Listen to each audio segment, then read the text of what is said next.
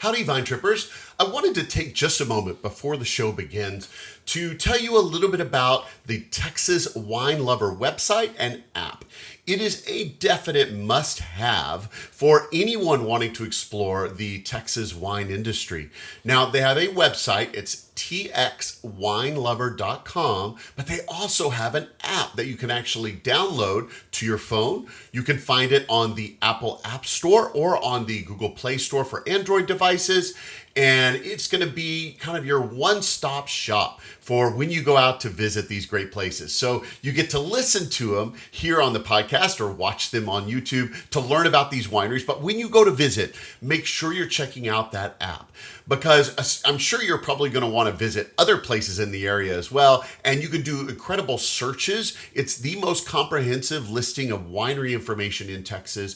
And you can look for wineries in your area to go visit multiple places.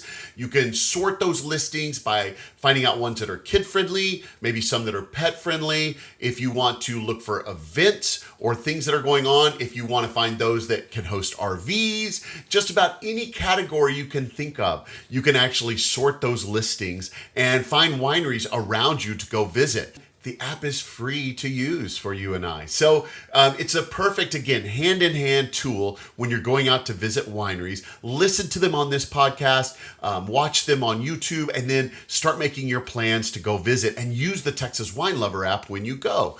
Now, it can also be a great tool. Maybe you're not even looking for a winery. You just happen to be traveling to some place in Texas, and you just might think, I've got a little extra time. I wonder if there are any wineries in the area. You can actually look them up in the Texas Wine Lover app. You can search either by the name of a winery, or it's got a map view. So you can actually pull up a map of the area around you and see locations of wineries near you and go visit them and support the Texas wine industry. So you got to use the Texas Wine Lover app. It goes perfectly with this podcast. So make sure you check it out before you go on your next trip among the vines. Again, it's www.txwinelover.com, or look up the Texas Wine Lover app on your favorite phone app store and make sure you get that downloaded and use it frequently. You will benefit from it and ask for Texas wines. Let's see the Texas wine industry prosper and go visit some of these fun places that I'm bringing to you on the show.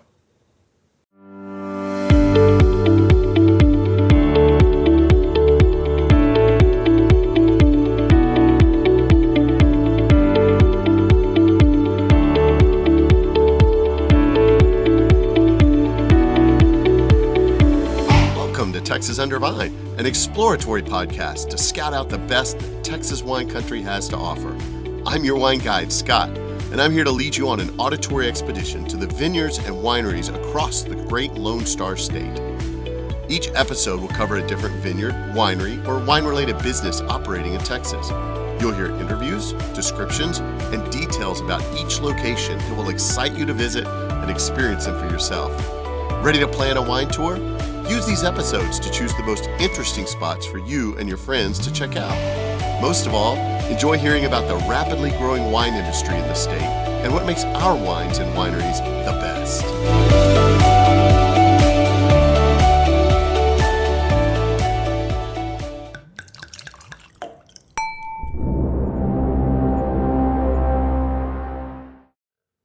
Howdy, fellow Vine Tripper.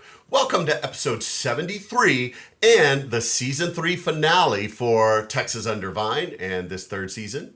And for this season finale episode, I found myself wandering around in the Hill Country, made my way down to the Wine Road 290 area, the stretch between Johnson City and Fredericksburg, and wandered into a little winery a little closer to the Johnson City side called Ron Yates. I was excited to taste some of their great wines and to learn about this really cool location.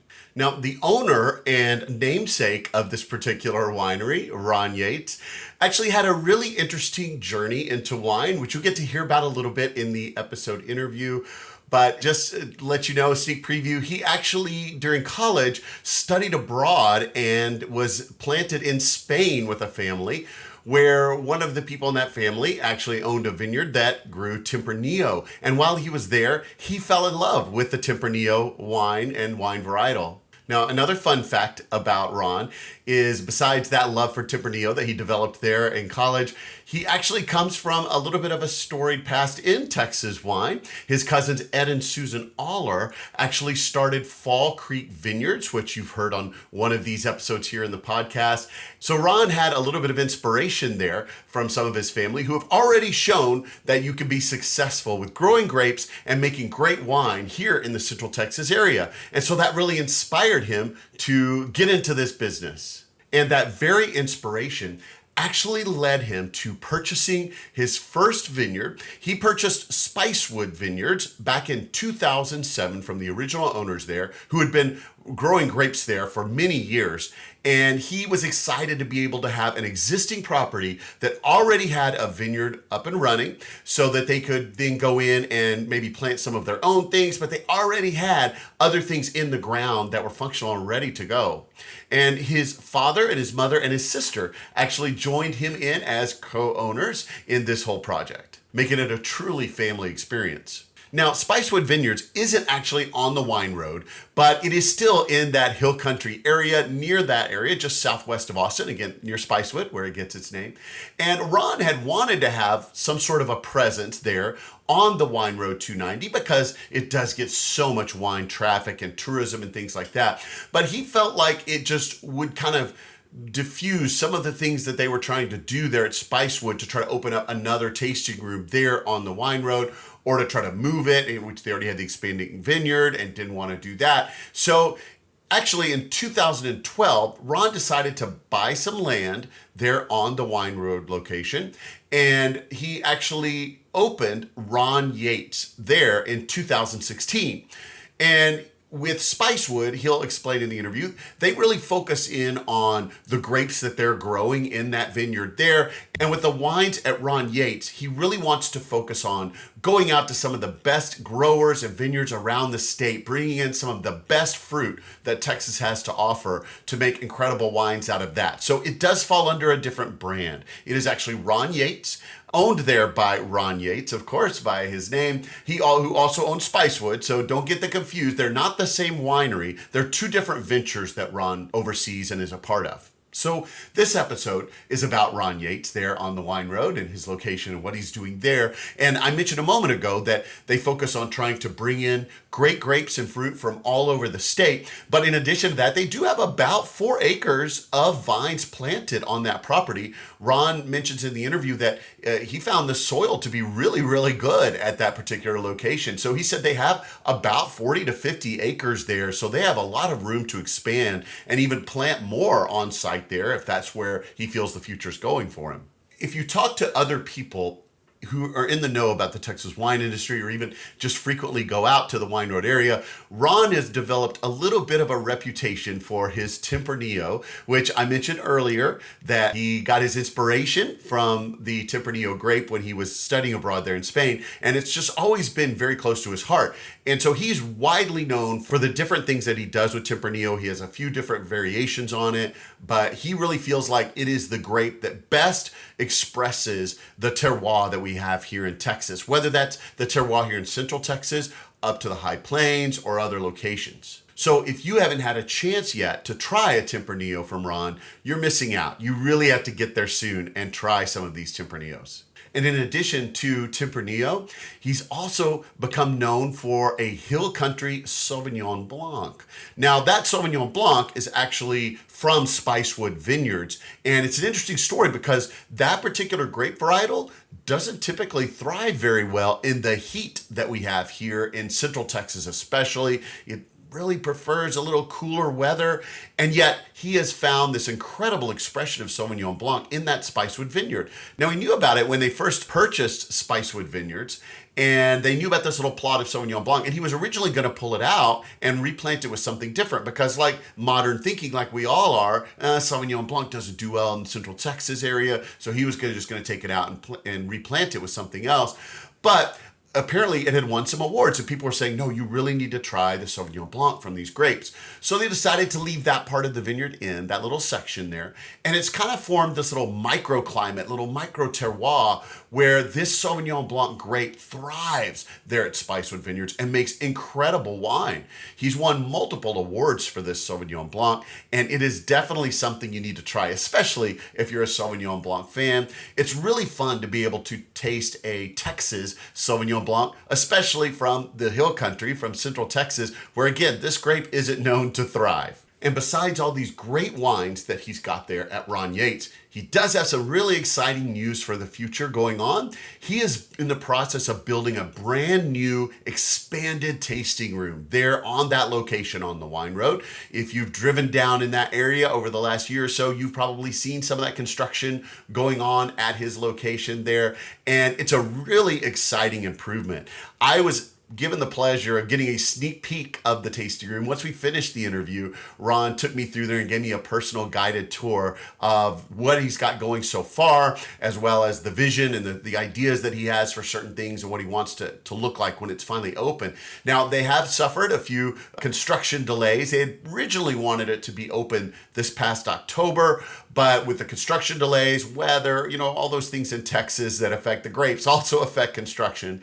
And it has slipped just a little bit. Right now, he has plans for it to hopefully open in January of 2026. So that is the current goal for opening that brand new tasting room. And I'm going to tell you right now, when you see that announcement of that getting open, you need to go check it out. If it is anything like what he described to me as I looked at this beautiful place that was still under construction, it's going to be amazing. An event in an area you do not want to miss. And in addition to that new tasting room, he also had another big announcement this year. So Ron became the first Texas winery to release a boxed wine on a large scale basis. So back in May, he introduced a wine called the Get Together. It is a Bordeaux blend, basically, of some red grapes. And he has put that into a environmentally friendly packaging in this box. You can actually get 4 bottles of wine in one box. So the cost is amazing on this particular boxed wine as well.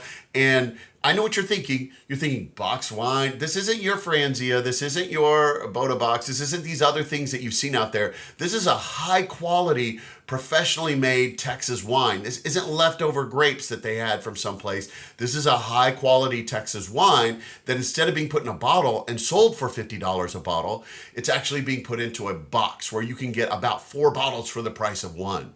So it's a pretty amazing experience. It's very good wine. And here's another great thing about that boxed wine. One of the disadvantages of a bottle of wine, as I'm sure you guys who listen to this podcast know, as you listen and drink your wine, once you open that bottle of wine, you have a very limited time window to be able to drink that bottle. Now, if you're like me, that may not be a problem. You might be able to get that bottle finished in the same day. But sometimes you maybe just want a little glass or you want a little taste of something. And once you pop that cork, the timer's ticking and you're going to run out of time until that wine goes bad. Well, the way the Get Together is done in the box, not only is it environmentally friendly with the recyclable cardboard and materials and everything that makes this, it's in a bag inside that is vacuum sealed.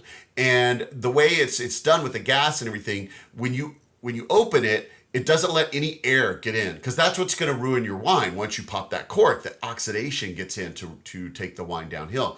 And this doesn't allow air to get in. So that box of wine can stay good. Once you open it and start pouring your first glass out of it, you can actually get maybe 25 glasses, unless you're a big pourer like me, maybe a few less, but around 25 glasses of wine, and it can last you 3 to 4 weeks before it even considers maybe starting to degrade and go downhill a little bit.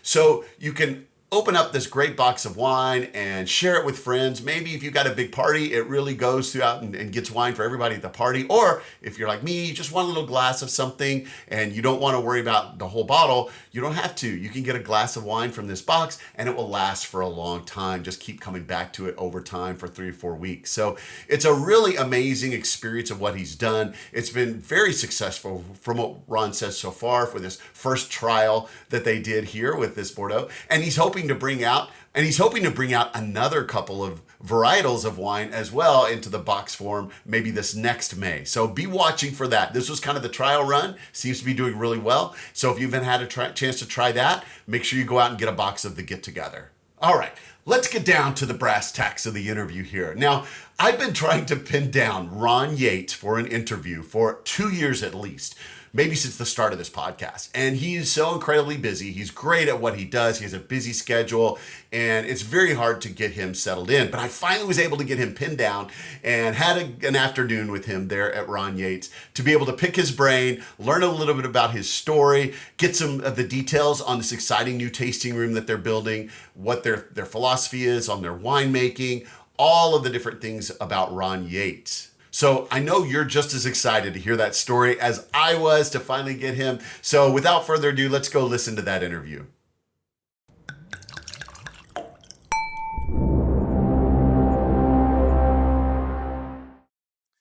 Howdy, Vine Trippers. Welcome to this episode of Texas Under Vine. And today I am out just outside of Johnson City area a little ways. So I'm here today at Ron Yates, and I'm really excited to have Ron here to actually share his story and tell you all about this really cool location. So without further ado, Ron, tell me a little bit about yourself. So what got you into this crazy wine industry?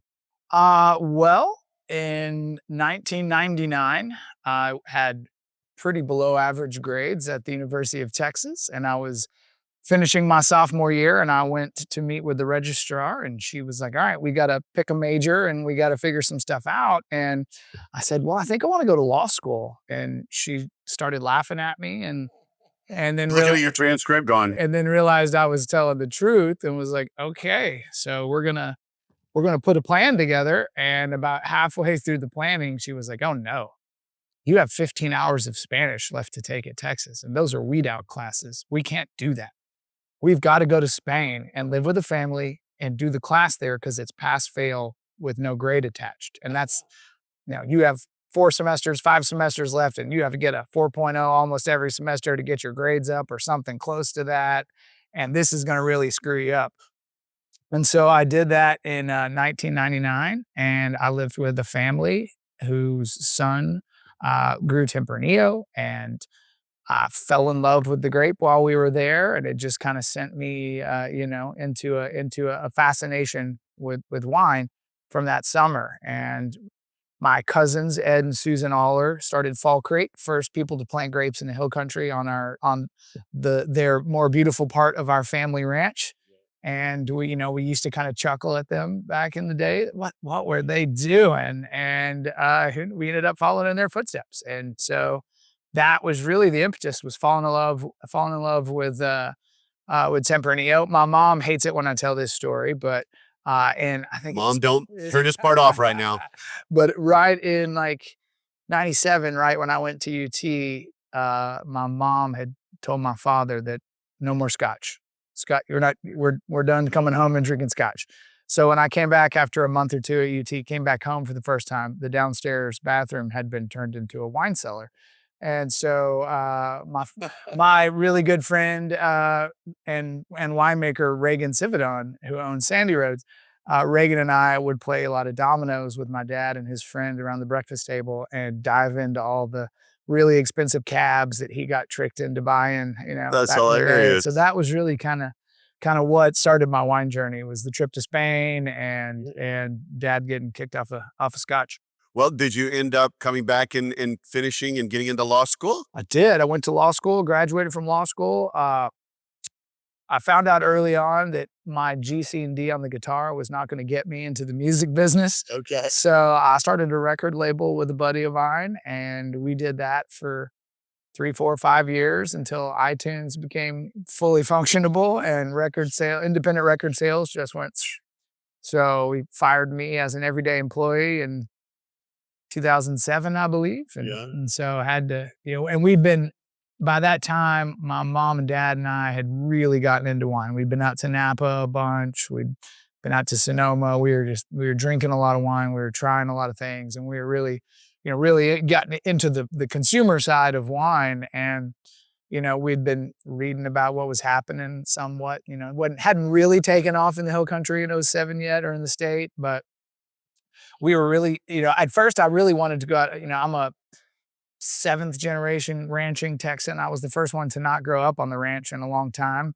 I grew up on the lake, as they would say. But I went to my grandfather and I was like, I want to plant a vineyard at the ranch, and he was like, no.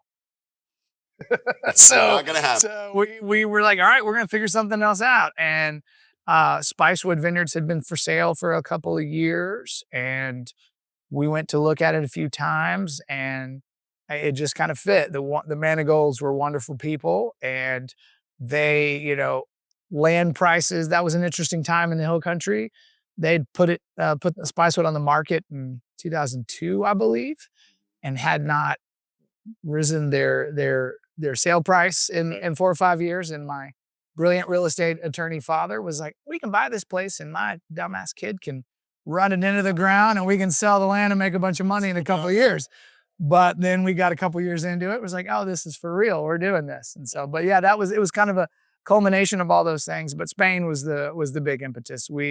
I went with a bunch of buddies, and we were beer drinking Texans, and we got there, and 65 degrees was a cold beer there, and wine was the same price as water, and it was just amazing to me. And I never really understood the difference between terroir and growing regions and grapes and all that stuff. And the Nieves was her name, the lady that we lived with. I think she was in her 70s, and she would do these amazing Sunday meals that we'd all, even though we were just part-time visitors in our house, we all had to be back on Sunday afternoon for family lunch. And it was it was a big inspiration and kind of a cool thing to see, even like her son's little kids trying wine. And it just was the community behind it and their family, totally different. And it really resonated with me. And yeah. Coming to table, especially. I mean, wine Absolutely. is such a thing to come to table with people. Well, and those lunches were like 6 or 7 or 8 courses. And so there'd be a little wine with each one. And you'd be, back then I didn't eat a whole lot. And like by the 3rd course, I was like, then the 7th course, you need the wine to help you digest everything. That's awesome.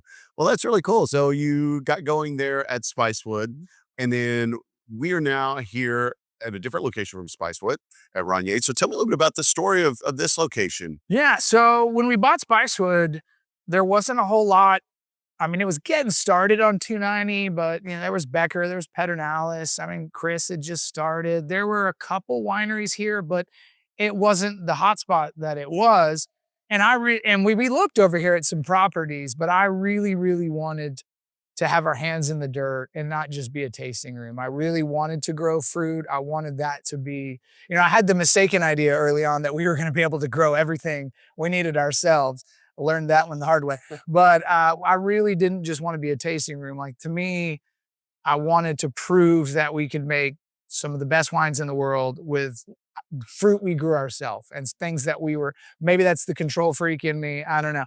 But that was really the impetus. So with Spicewood, there was already a 30 or 25 acre vineyard with room to expand it. And the soil type was amazing. And both Ed and Madeline were both PhDs and had purchased that land for the reason to grow grapes. And that just really fit. It was closer to Horseshoe Bay where I grew up. So that really fit. But in the meantime, while we were doing all that, this part of the world really exploded. And we realized that we probably need to have a presence over here, that's just where all the people are. And so originally we were looking for land and we were just going to open Spicewood Vineyards over here. But the more we talked about it and the more we discussed it, we really thought that would undermine what we were trying to do at Spicewood with growing everything ourselves. And if we just opened a tasting room here and called it Spicewood, it really wouldn't be true to all the things we were doing over there with the estate vineyard. And so we decided to call it. Originally, it was Yates. Like a good law school graduate, I called all 4 of the alcohol producers in the United States that use the surname Yates, and they all said, no big deal. And one winery in Napa used it as a pretense to spend a couple months to get their trademark and then send me a cease and desist. So we had to change the name because my mother, my father, my sister, and I own Spicewood and here in Quarters. And father's name was Ron. Also, I'm a junior. So when we had to change the name, it was easy to not have to change the marketing and just sled Ron in front of it. And so that, yeah, but that's why we started over here was just because that's where all the people were, and we knew we needed to have a presence here, and it's, spawned a whole new kind of focus for us. Cause so Spicewood really is, we focus on fruit we grow ourselves. And here we like to focus on some of the better grape growers in the state. Okay. And I know you do have some We vines got a little bit here. here. We got about 4 acres of Tempranillo and about 2 acres of Picpoul Blanc Okay. with 40, 50 acres in the back of incredible soil. Yeah, that's actually the irony is we bought this place really just to have a presence, but the soil here on this property is so amazing. Yeah. And we have another little 40-acre plot back there that we may end up growing more fruit ourselves. So Maybe a vineyard of some see. Tempranillo going in back there. There's already tip here, so who knows, but maybe some more. I just know how much you love that Tempranillo. Absolutely, absolutely. Well, so you just kind of hit on it right there. So let's go into it. So where do you source your fruit here? For here, we have, for the longest time, we've purchased fruit from all kinds of growers up in the high plains. I mean, we probably bought fruit from almost everybody up there, but we've really whittled it down. John Friesen is probably our main grower for us. We went and found John in 2015, I believe, when most of he had 5 acres of Cab, 3 acres of Temp, and 3 acres of Merlot. We were looking for some Cab to replace. We make a wine at Spicewood called Cabernet Claret, and we were just looking for some Cab to kind of pick up the quality of that wine. And we found John's vineyard, and everything was in second and first leaf. And we walked the vineyard, and you could just see, all these vines that everything, early on, sure, the focus is on root development. So a lot of that vertical growth is just going to get cut back. Yeah. And we got there, and everything John had done was tucked. Like you could see all the work that was taking place on stuff that was really only going to get cut back. And it really intrigued us. And we were looking for Cab, like an acre or two, and we ended up taking all of his fruit that year. Wow. And so for the most part, we put a fence around John's vineyard. There are some other things that other people get now. I didn't have the wherewithal to keep it all to myself, but we get Tempranillo, Merlot, Cab, and now Petit Verdot and Cab Franc from John. Actually, this year we're making some Petit Manseng and some Tannat from him as well. But John's probably our primary focus in the high plains. We do love the Grenache and Cinsault from Farmhouse Vineyards for our rosé program. We picked that early. It just makes killer rosés. We purchase them. We do buy a little bit of the Brunello clone of Sangiovese from Neil Newsom. Okay. This year we got a little Sangio from Lost Draw. We've got some Tempranillo from Lost Draw in the past, but John is kind of our primary focus in the high plains. We've been lucky enough to really be one of the primary adapters into Del Valle Vineyards out in Del City. And I think William Chris is the #1 purchaser out there. I think we're #2. Some really cool high elevation, far west Texas fruit that we're doing a lot of stuff out there. We're moving, I like to always push the limits. I want to be better. Like I'm not complacent. Like we are always trying to find better ways to make wine, better oak to use, better vineyards. And not that says anything about the people we already source from, but we're always trying to see how we can improve. We're getting Tempranillo from Cathedral Mountain Vineyards south of Alpine, which is at 4,600 feet, I believe, 4,500 feet.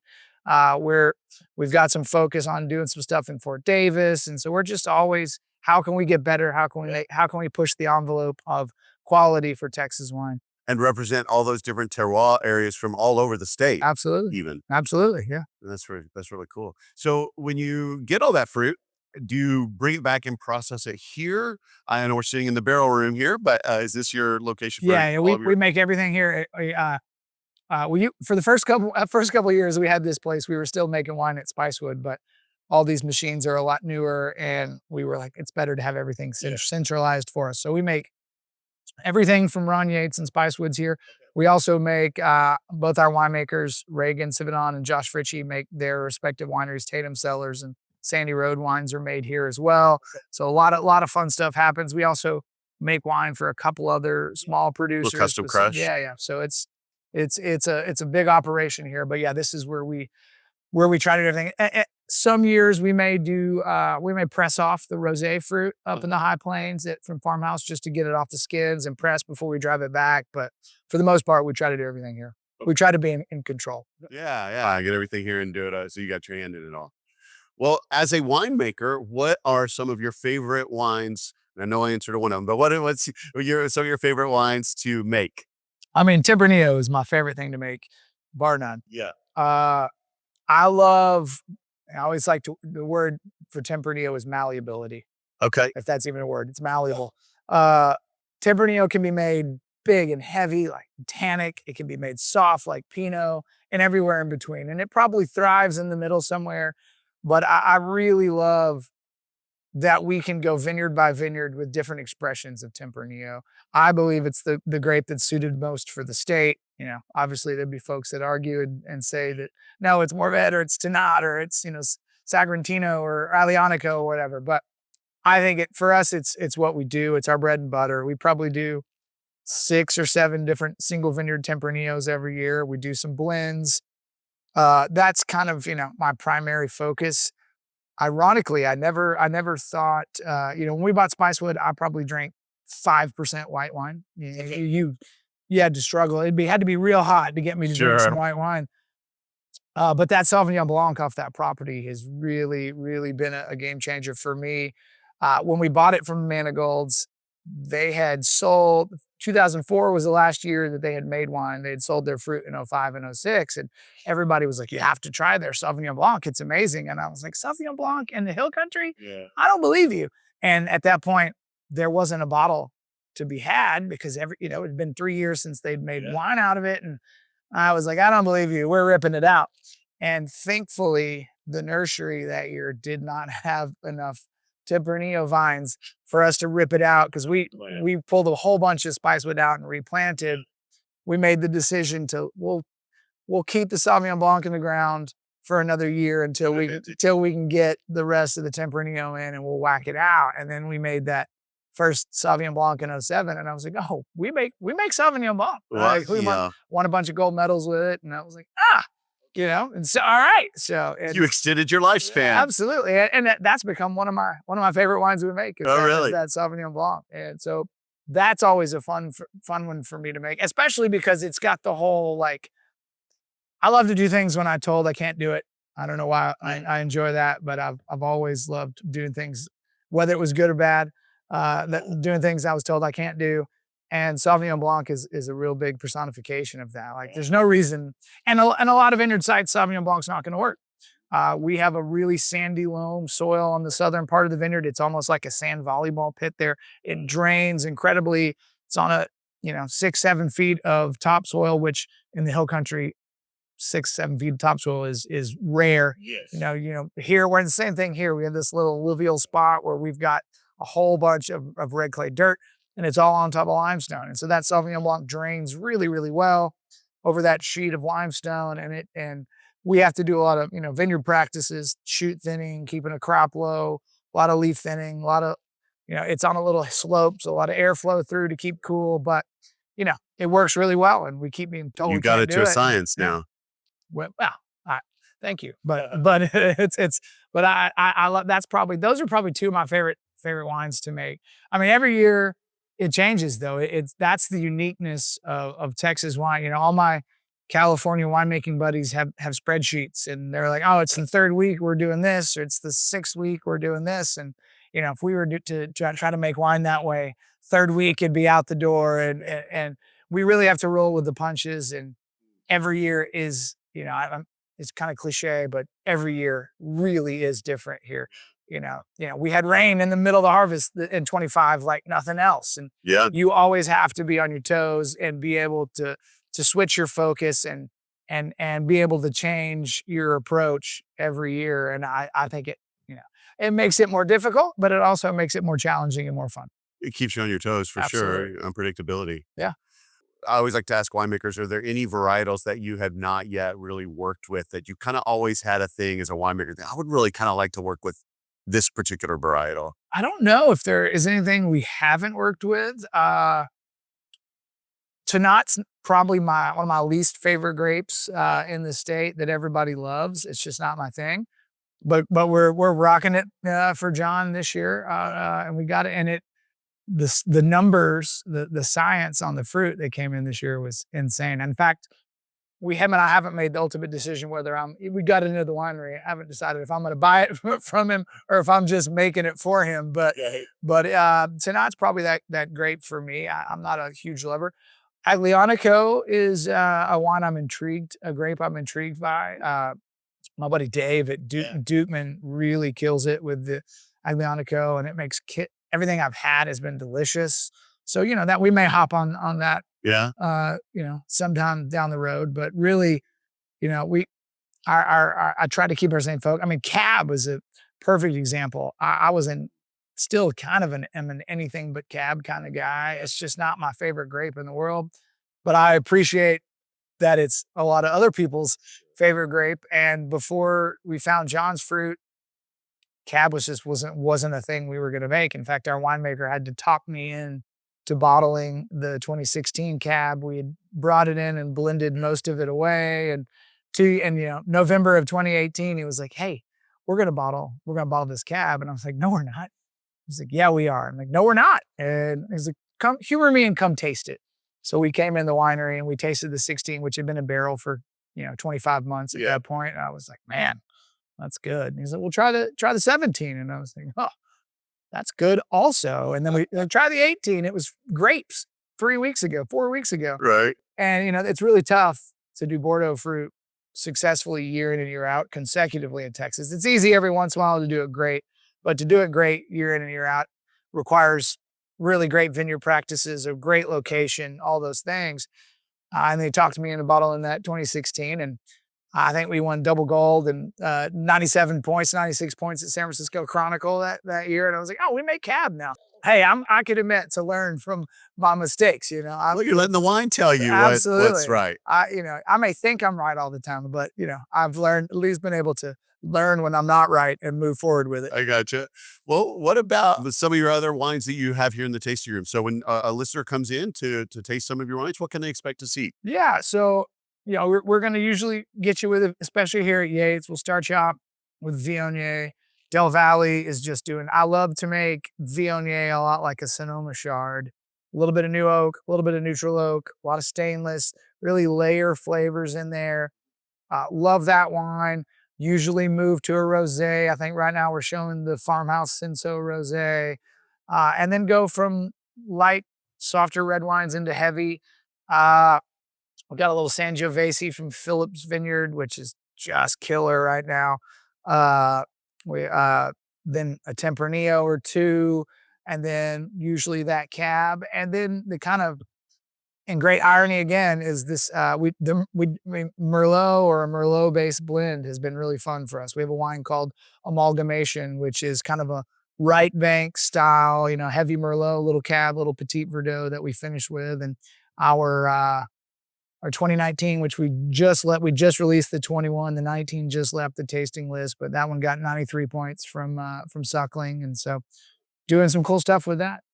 But yeah, we've got a little variety, more Bordeaux fruit than I really set out to be doing. But when we move into the new tasting room, we'll probably offer up some different stuff. We've been pulling library stuff. Well, for the first time, we'll have a spot where I can do some actual sit down, kind of more personal tastings, and we can get into some custom tailored tastings for what people enjoy.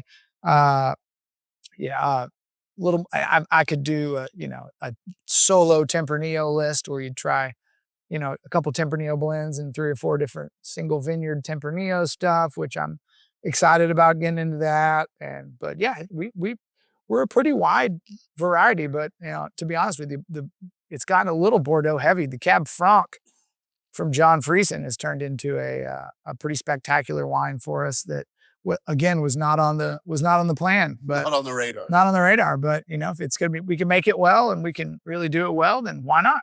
What type of events or attractions or things do you do here on site for people? Yeah, we do. Well, we have lots of events for the wine club. Pickup parties for every release. we try to do music all the time, from my background with music. Okay. We've been a little inhibited. When we built this winery, we were supposed to build the big tasting room that we are almost finished with now.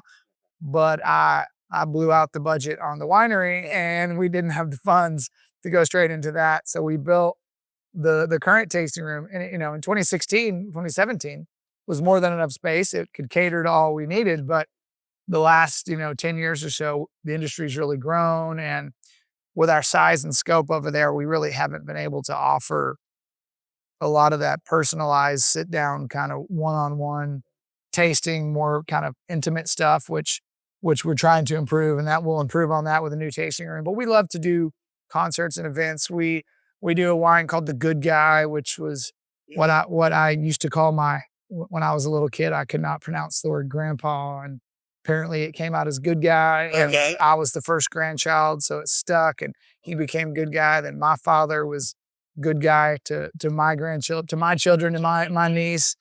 And so we do a wine named after him here, and we do that release party, which we'll do here the Saturday after Thanksgiving every year, which is the kind of big one. But we've just released the box wine, which we call the Get Together. So probably that, we haven't really set it in stone yet, but probably that first weekend in May every year we'll do a release of our box wines, and we'll grow it to some rosé and some white wine as well this year, and that'll be a fun event. But we just love having people out and celebrating food and music and, and just enjoying life and drinking wine and enjoying the good times. And so that's kind of our focus with our events.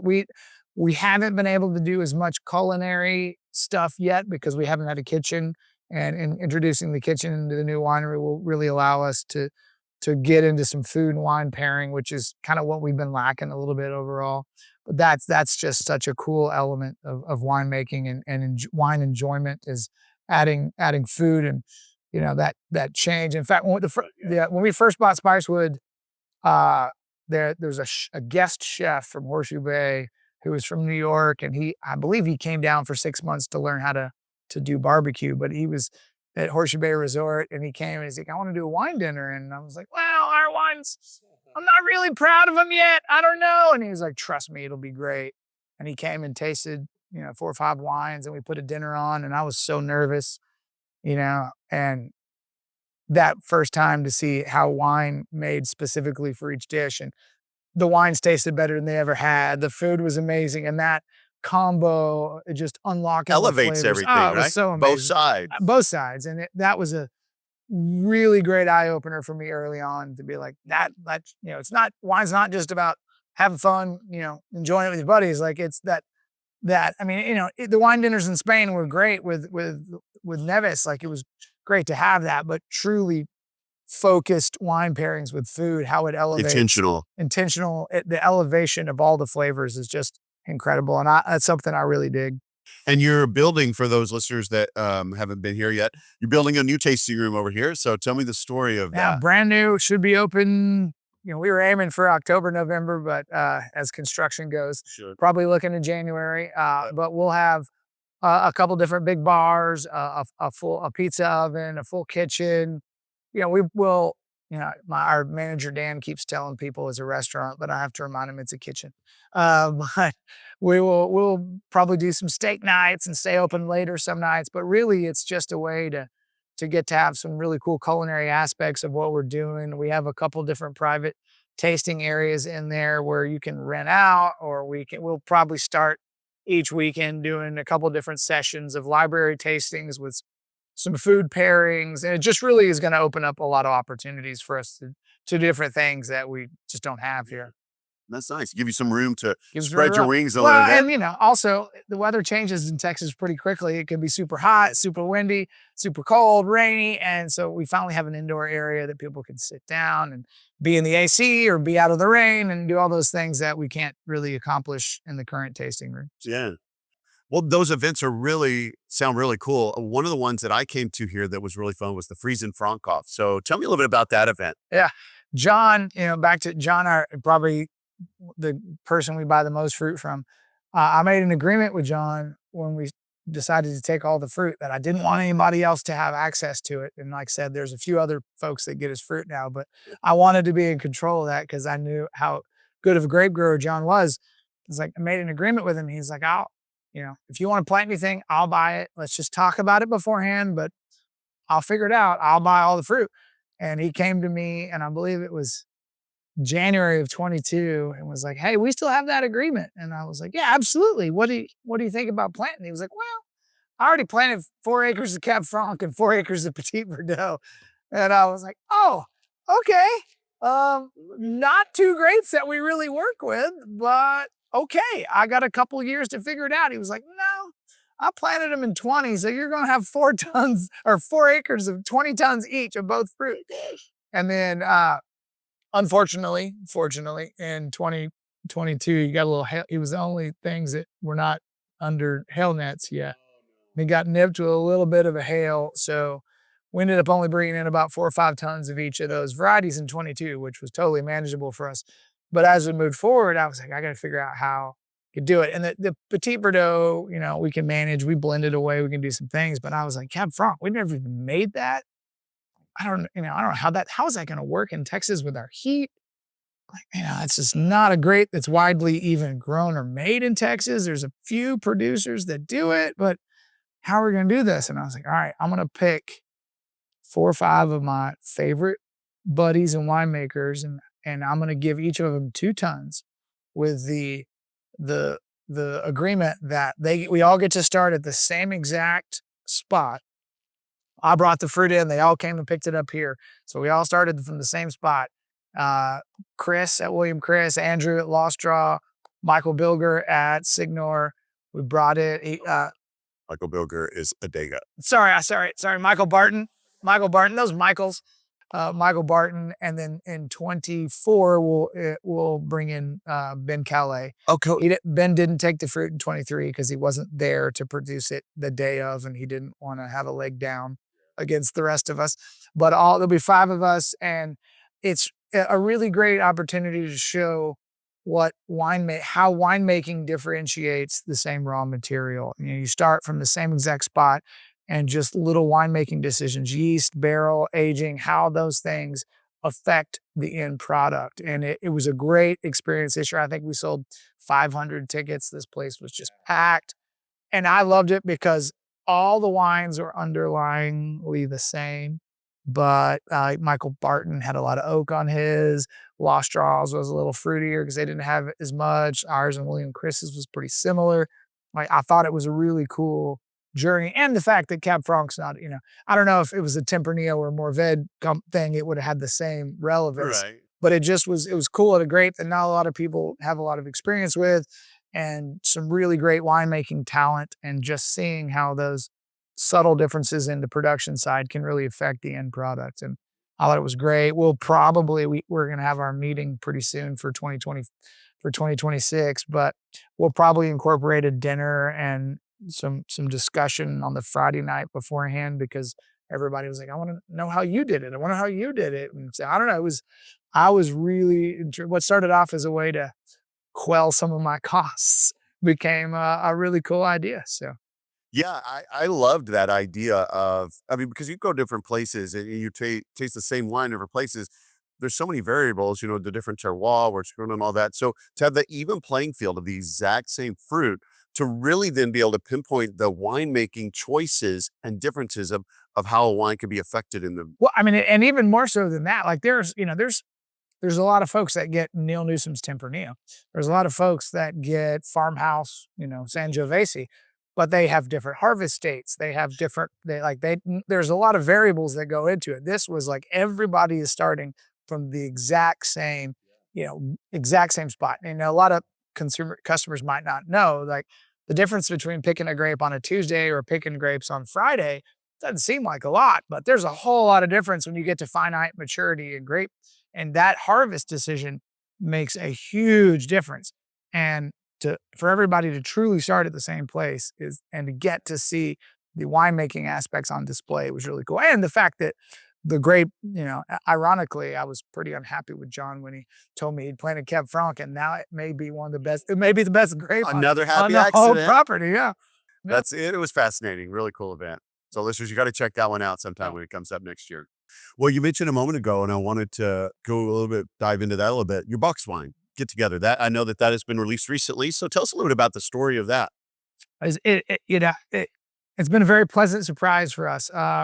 2023 was an incredible vintage, incredible in a lot of ways.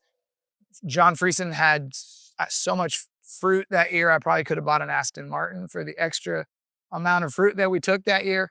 But it was great. So we bottled everything, and we were sitting around, and we'd always had the idea of messing around with the box wine, but we just had never had the real need. And then we're sitting around in April or May, and we're like, hey, we've bottled everything from the 23 vintage, and I still have 3,000 or 4,000 cases of wine sitting in barrel.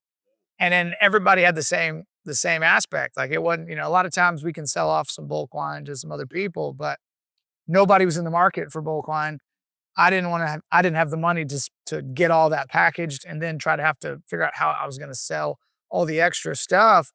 And I have a winery that I really love, called Topless Creek out in the Paso area. And they've always done incredible box wines that they release, in the spring. And we started looking into it, like, we're gonna give it a try. And the more we looked into it, we were just like, why is no? And I understand why. It kind of, from our generations and older, kind of has a negative connotation because it was cheap wine because people didn't want to spend the money to put it in a bottle, and that was an easy way. But we started looking into it. It saved me so much money on the finishing side. Wine stayed great quality. And what can we do if we put great quality wine into this box? And it's been a great big surprise. Like, everybody's been loving it. We've found it, this year it served a great purpose because we were able to move a little bit of excess vintage that we had without having to come out of pocket. Our customers got a huge discount on buying it. And what I thought would be maybe a little difficult sell at first has been awesome. And we've got a lot of younger consumers into it because everybody is all about sustainability in the younger ages, which we're all into as well. And, everything in that box is recyclable, and it's such cheap, easy stuff, and it lasts. Like, you can, we have that little inflatable bag. You shoot the bladder, it gets shot and inflated with argon. Wine goes in and gets sealed. And when you break that seal, you got 3 or 4 weeks and the wine's going to stay good. And depending upon how big you pour your glasses, there's 20 to 25 glasses in that box. And, in my house, my wife loves to have a glass or two on Tuesday or Wednesday when she's cooking. And this way she doesn't use all my nice, good wines that I come home and try to finish. And it lasts for a long time. And it's a great way for us to move extra product. And ironically, after figuring this out, next year it won't be extra product. Next year it will be dedicated product line for it. And it's helping us gain some younger consumers and get some, at that price point, we can get some folks in that necessarily aren't ready to spend more money on the higher price stuff. And it's a good way to start building consumers at a younger age and getting those folks into wine, which the industry needs to continue to move forward. So it's been a net positive all across. Like, haven't had anybody I've had some our wine club members that have been holdouts, but I, because it's not Franzia. It's Because not, of those reputations, because of those reputations, and not that there's anything wrong with Franzia, but it's we've kind of defied those expectations, and it's been a big winner for us. Yeah. And Austin Winery, they have the title. They did it. Austin Winery did a little run before us. And so they were the first, but I think we were the second. And so second or first on a grand scale, but it's been a great deal for us. And we'll move forward. And it was just, like I said, originally it was just supposed to be 2023 vintage, help us sell off some stuff, but it's opened my eyes, and we'll do white and a red for sure, working on a rosé. So we'll probably do all three in 2026. What were the varietals that you've used for those? This year, it was a blend, little Bordeaux blend, equal parts Cabin Merlot and a little Petit Verdot. It's just what we had a lot of. 24 vintage will probably be Tempranillo because that's a good vintage for us. We actually have a little bit extra Picpoul Blanc and some Petit Manseng. So try to decide which one of those is going to get bottled for us and which one is going to go into the bag or to the box. But it's good options to have. We've got we've got some rosés we're kicking around. I don't know if the rosé program, if we're gonna have enough this year to put into the box, but we're still working on it. Yeah. Yeah. Really cool product line there. And I Yeah. love the sustainability features there. And again, that long lasting ability of that. So, I mean, I think it's really important to, when I was 20, I didn't have a lot of disposable income to buy expensive bottles of wine. And really, wine is, especially in Texas, prices are raising. I mean, it's cost to produce it's high. And, it's important for us to really gain younger consumers. And obviously, we don't want to negate us that are older, but to grow the ability to continue the industry and really get younger folks into the passion for wine and what we're doing. And that is a great affordable tool for them to dip their toes into and start exploring wine and to not have to break the bank and to be able to get high quality wines that they're not having to just, go into debt for is a good thing. And I think that's, it helped us out a lot in a lot of ways, but I think it was a really good aspect of that is we've had a lot of folks come in and join the wine club and really get into wine. And if we can find ways to get younger customers and consumers enjoying wine, then everybody wins. well, I love that because it's another great example that we've heard already in this interview several times of how you're letting the wine, in this case, the extra wine that you had over, tell you what to do with it. And as you did that, it turned into a success. So Absolutely, yeah. I'm not one to think that I have all the answers. I mean, I'll think that I have all the answers, but ultimately let the answers speak for themselves. we call those happy accidents sometimes. Happy accidents, right? absolutely. You go, oh, hey. Absolutely. I'll take those. Well, let's say that the listeners now and the watchers are getting excited and want to come out to visit Ron Yates. And so let's talk about what a tasting might look like when they come in. So, Sure.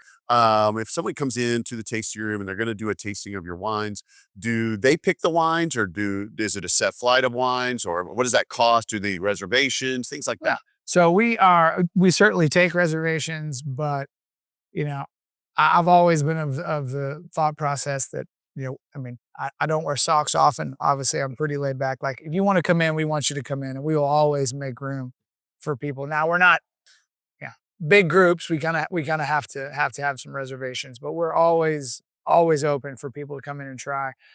So currently, we have 6 wines on the tasting menu that are set. It's $20 for the tastings. I still, I still believe in keeping tastings cheap, and and we try to. You end up buying 3 bottles or so, the tasting fee goes away. But yeah, we set the tasting menu. Now, you join a wine club. Generally, you get to taste kind of whatever you want. We're pretty open on that. We will.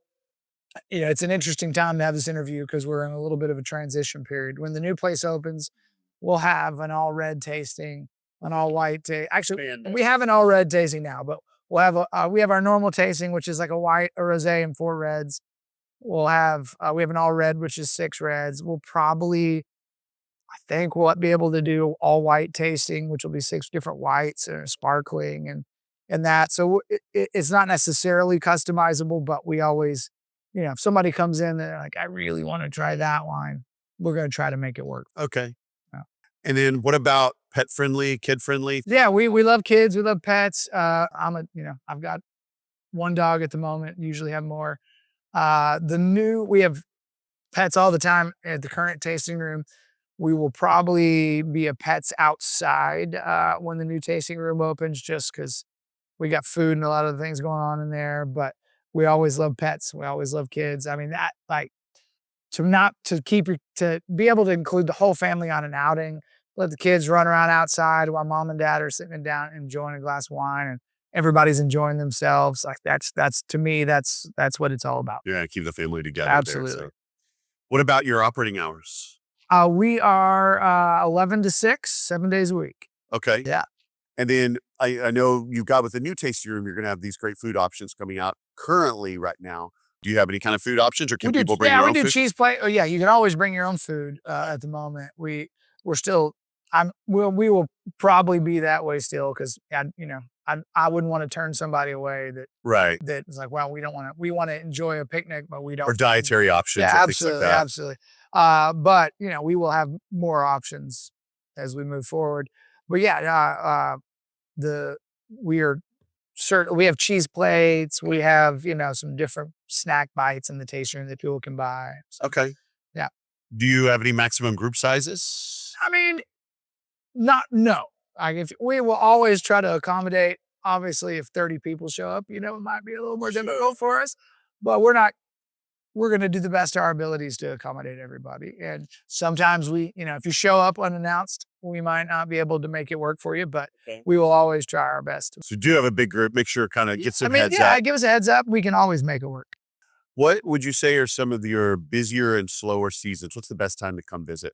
I mean, obviously in the wine business in Texas, October and April are the best.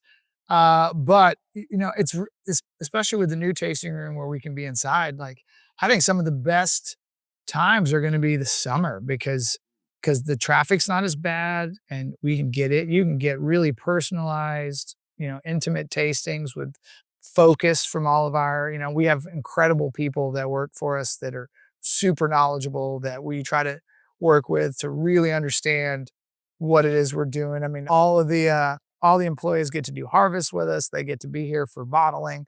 They get to learn about the winemaking. And so we try to make it so that they can answer all the questions that anybody has. But I really think that the springtime or the summertime is going to be fun because it's just in general a slower time and you can get really intimate, personalized taste, especially if you're into knowing all the ins and outs of production and how things work. But we try to make that 12 months a year. If you come, we're going to be able to take care of you and show you a great time. Okay. What about wine club? So do you have a wine club? And if so, Absolutely. what are the details on that? Absolutely. We got all kinds of wine clubs, 3 bottle, 6 bottle and case club, 3 bottle reds, 6 bottle red, and then case club. You get to pick what you can buy the wines I pre-picked, or you can pick whatever you want when you're in the case club. But yeah, we do that January, March, September, and November. So 4 times a year. That gets you varying discounts depending upon your club membership. Free tastings when you come by for you and your friends, and all the perks that go along with that. Yeah. Any way to sign up for that? Do they have to come in here? Can they do it No, online? can do it online. Can do it at the tasting room. We do some wine. We're moving into this kind of for the next 2 or 3 years. There'll be a lot of wines that we're releasing that will be wine club only. And there'll be maybe almost one every release moving forward that you can only be able to purchase if you're in the wine club. And I like that aspect of like giving some incentive, but also like you get to trace. And we're doing some really new wines some new grapes that we haven't necessarily released before, and they'll be the guinea pigs that either get to enjoy it or tell us, hey, don't do that again. What was the old American Express? There's benefits to being a card member. Absolutely. Absolutely. Membership has its benefits. Membership has its privileges. There you go. So let's say somebody is getting excited. They want to taste the wines, but they can't get here for whatever reason. Do you do any kind of distribution, or do you sell on your website or anything like that? You can get anything online on the website for sure. Distribution, we're moving a little forward. When we bought Spicewood in 2007, I had this mistaken idea that, everybody in Austin is drink and eat local and I'm going to be able to sell everything to all these people. And I got the door shut in my face for like a year and a half by everybody that was like, Texas wine? No. And so about into 2008, early 2009, I made the decision that I was like, we are going to be tasting room only. And I'm going to make the best experience for when people come out. And that has been how we moved forward. It's probably been a negative thing for me about 15 or 16. I probably should have changed my focus and done a little bit more outside sales, but I just got really rubbed the wrong way with that early on. And so we've actually hired a woman named Danny, who's doing an incredible job. Started with us. She was the head salesperson for Fall Creek for a long time, and she just started with us back mid-August. And so we're increasing our breadth a little bit and doing some outside sales, which hasn't necessarily been a part of our business. And, I like to, there's some great people in the distribution world, but again, I like to be in control.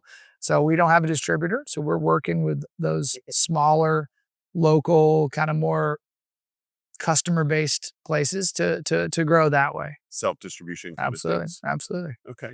Well, what about, we know about the new tasting room coming up. You've kind of highlighted some of that, some of your future plans or some things, but do you have any other future plans for growth or things that you want to do here with Ron Yates? Yes.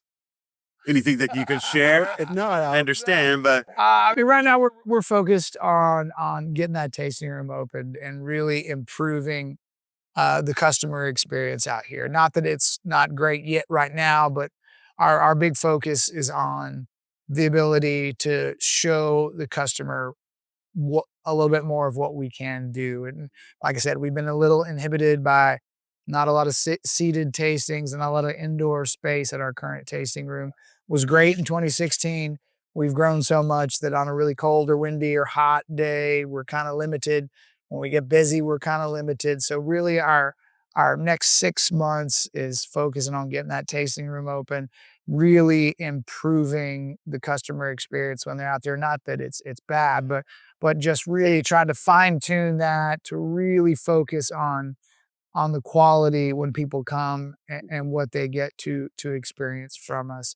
We've got some other ideas. I've got some stuff brewing for what the old tasting room will be. I can't really talk about that yet, but we've got some really cool things in the work that people should be out on the lookout for. But yeah, our big focus is just on getting that new tasting room open and really improving the customer experience, bringing some really high quality food. Dan, our tasting room manager, our general manager, he ran 5-star naval officer clubs in Japan. He was in Tuscany for a little while. He was my first boss when I was 14, running a restaurant, man, and I was a dishwasher.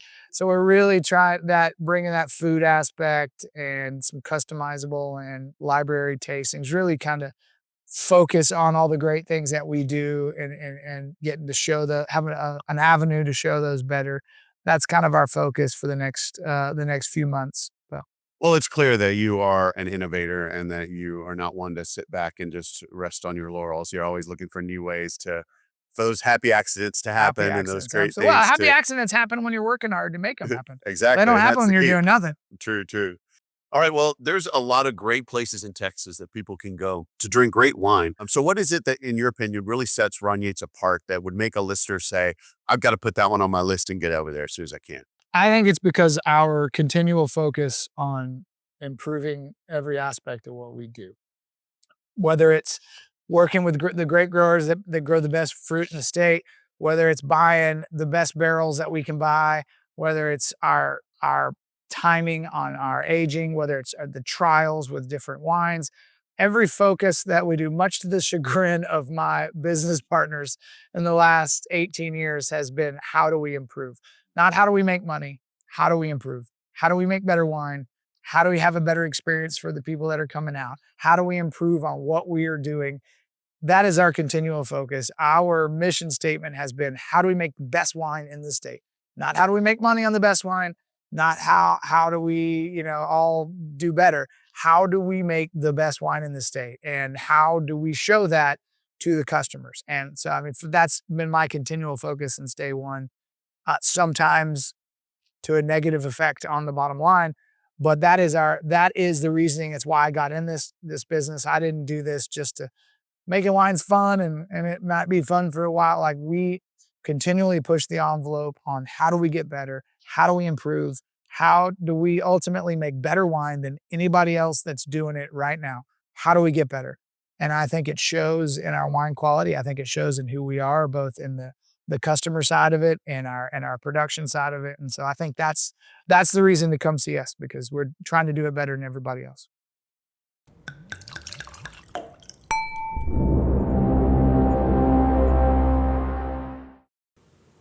Ever improving and never settling. Not only does that define Ron Yates as a winemaker, but it also defines those wines that you're going to get from Ron Yates. Incredibly high quality, and you're going to love everything that you taste when you go there. Their impressive dedication to quality Texas wines is easily evident from the ground all the way to the glass and into your mouth. And I'm telling you, that brand new tasting room when it opens is something you're going to have to see. Like I said, I got that sneak peek and I am truly excited for when this opens to get out and see what he's got planned. Now, make sure and check out their website before you go. It's www.ronyateswines.com. And on their website, you're going to find a place to go to their store, go through some of those great wines that he has. You can actually purchase them right there on the website, have them shipped directly to your door. But you'll also find great information about things to expect when you go to visit them. It's where you're going to want to watch along with their socials for the announcement of that new tasting room when it opens up. You'll also find their event calendar there to find out about some of the fun events that he does. I recommend that Friesen Frankoff that he talked about in the interview. Really fun event. I got to go to this last year. And you'll be able to read more details into the family story and Ron's journey throughout this whole process, more even expounded on than what he shared in the interview, as well as their wine club and how to join that wine club. And you can even click right there on their site to make some reservations to go see them. So they'll be expecting you and give you the best experience when you come to see them. And don't forget, when you go to see them, make sure you tell them you heard about them on this podcast, Texas Under Vine. All right. Once we wrapped up the interview there with Ron, again, we jumped in the golf cart and he took me over for that sneak peek of that cool tasting room. And I'm telling you, it's going to be impressive. Some of the things he's got planned out there, there's nothing like it anywhere on the Wine Road 290, much less any tasting room I've seen in Texas for the things that he's talking about. So it's going to be a really impressive sight to see. Be watching for that in early 2026. You definitely must go see it. And then after we finished that little sneak peek tour, he took me over to the regular tasting room, the current one that they have there on the property, so that we could taste through some of those fun wines, a personal guided tasting by Ron himself. And as I got to taste through all of these great wines and listen to Ron tell the story behind each one, as always, I struggled with really trying to decide which one was my favorite. It seems like every time I would taste a new one, I would say, oh, that's it, that's my favorite. And then I'd taste the next one and go, oh, no, that's my favorite. They were all so good. And so as I was finished up my tasting and looking at that listing again of all the things I had tasted through and struggling, which is the one is my favorite, I think the one I had to pick, which is something that Ron is most known for, Tempranillo. So I purchased the 2021 Tempranillo from Spicewood Vineyards. So this is from Spicewood Vineyards that he mentioned in the interview where he purchases a lot of that fruit. So this is really, really characteristic of Ron Yates and his winemaking style and what he believes about the terroir of Texas and the grape of Texas. Ron definitely has a reputation for Tempranillo and it shows through. So smooth and balanced, and there were some great cherry and dark berry flavors with almost an earthy undertone coming through that it made it no question. This had to become my wine library choice for this particular episode. So you're going to make sure that you need to try this bold offering when you go to see Ron Yates. As a matter of fact, I may have come home with a few bottles of this particular wine. All right, I finished this incredibly fun afternoon hanging out with Ron, talking to him, tasting those wines. I had this great excitement about the future for that new tasting room when it comes open. But it's time for me to start wrapping up here, episode 73, as well as season 3. This is my finale for season 3. And to start scouting some brand new places to bring to you in season 4. Now, for regular listeners and watchers of the podcast, you'll know I usually take the month of December off for the holidays. So this will be my last episode until season 4 debuts, and be watching for the first episode of season 4 to hit your podcast service or YouTube right about January of 2026. And for those who would like to support the show, I have a special request for you. If you're enjoying Ron Yates and all these great places that I brought to you in season 3, season 2, and season 1 throughout the podcast, and you'd like to see even more exciting places shown in season 4, send me those requests. Let me know places you'd like me to go visit. I have a lot of places on my radar still, but I also want to make sure I'm hitting places that you, the listener and watcher, are curious about. So if you have any of those, make sure and send me that info. But also, if you'd like to support the podcast, the financial costs of this podcast are completely supported by me alone. I do have a Patreon support page, and I have some dedicated Patreon subscribers. Thank you, especially those who have been there with me from the beginning. You guys definitely make this show work, and they help cover some of my costs. I do have some other costs coming up. There's a lot of travel costs with going to these wineries and the things that I need to do there. So if you would be willing to support the podcast because you like what I'm doing here and want to see that Texas wine scene expand, make sure to go to my website. It's www.texasundervine.com, and go all the way up to the top. You'll see the Become a Patron option there, and you can do a one-time donation information there or go to my Patreon site. And the Patreon site allows you to do a simple monthly subscription for just a few dollars a month. You'll get access to some things that no one else gets access to by listening and watching the episode because it's free to you normally. But if you support me on the Patreon, you can get extra things like behind the scenes photos where I'm at all these different wineries. For one level of Patreon subscriber, I also will do a video walkthrough at every single winery. And I've got a bunch of other fun things coming out, some ideas for growing that Patreon. So it not only do you get some benefits that no one else gets, but you're also helping me to pay for all the expenses in this podcast. This is not a money-making endeavor by any chance, believe me. But I would love to have that support. But thank you for listening and watching, even if you can't support me financially in any way. Thank you for these great 3 seasons that I've had of all of my listeners and watchers' support throughout the podcast. The greatest thing you can do if you love this show is share it with other people. Some of your wine-loving friends, and get them interested in Texas wine, or some of your Texas wine-loving friends to get them to find out about other great venues they might go visit. Also, for those watching on my YouTube channel, make sure to like, follow, and subscribe down below of the video. And if you're watching and you've been to Ron Yates, leave me a comment down below and tell me what was your favorite thing about Ron Yates when you went to visit. Or if you haven't been, but you're excited now that you've heard a little bit about Ron and his journey and this amazing winery, tell me what you're most looking forward to when you go to visit Ron Yates the first time. And with that, my time is up. So don't forget, subscribe to the podcast and follow my socials to be notified anytime a brand new episode is released and season 4 coming up. And until then, happy trails and bottoms up, y'all.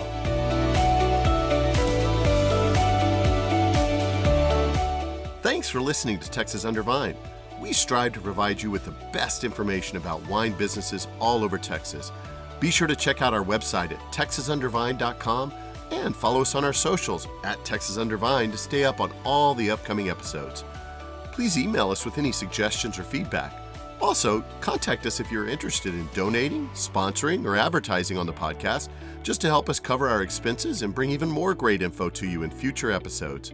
Above all, travel safely, and most especially, drink responsibly.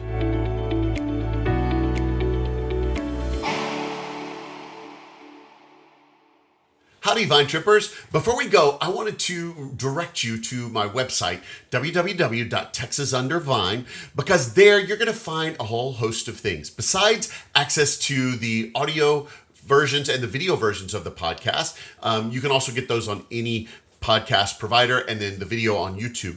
But there you're going to find a couple of things. Did you know that I actually sold some Texas Under Vine merchandise? I only have a handful of items available, about 5 different things, but they are up on my store. So if you go to the website, texasundervine.com, and go to the top, you're going to see a link for the merchandise store, and there you can get your own Texas Under Vine swag to proudly show all of your friends that you support the Texas wine industry, and you can get them started on and hooked on the podcast as well, so they can go visit even more of these great wine destinations. But in addition to the store, I also have a Patreon for my subscribers, people that support this show. I do this all out of a work of love from my heart. I do not make any money on this podcast.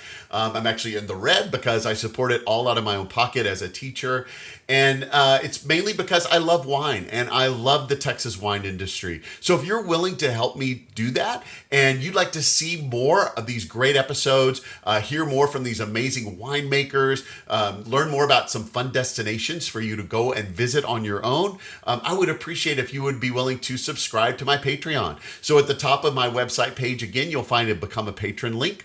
And there you can get all the information about becoming a subscriber to the podcast here as a Patreon subscriber. It only costs a few dollars a month if you're willing to commit that. And there are various levels that you can commit to that each give you behind the scenes benefits that you don't get. And I do have some new things in the pipeline coming down soon. So you want to get on that sooner than later.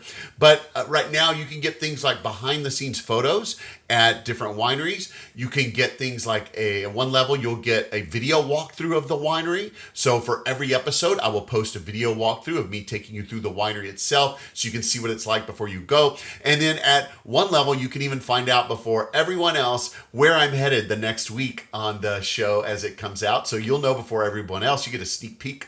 So there's just different levels of benefits, and they all cost a different amount. And as you subscribe, you become the heart of this podcast. You really are what helps me succeed. You are my community and my people. And thank you so much for those that do subscribe. So if you're interested in joining Patreon, check the Become a Patron link at the top of the website. So again, the website is www.texasundervine.com. You can also go to all of my socials. I'm at Texas Under Vine on almost all the social accounts. And check it out and consider sponsoring the podcast and maybe even buying some of that really cool swag on the merchandise store.